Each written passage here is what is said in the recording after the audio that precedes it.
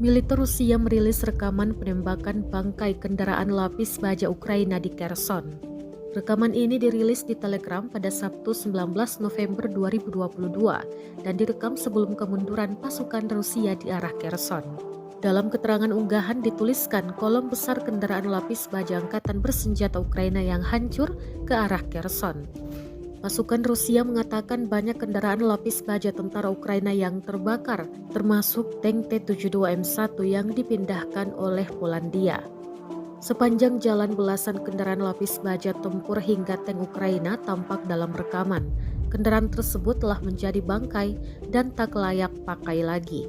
Sebelumnya dikabarkan Rusia menarik mundur tentaranya di wilayah selatan Ukraina Kherson saat Kiev mengatakan pasukannya memasuki kota, disebut sebanyak 30.000 tentara yang ditarik mundur.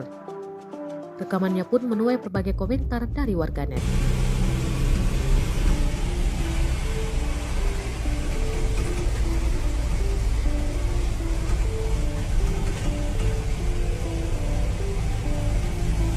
Тут лежав, забрали, так?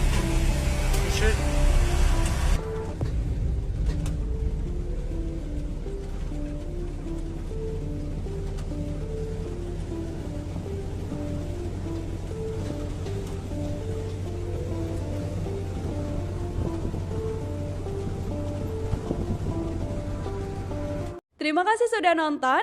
Jangan lupa like, subscribe, dan share ya.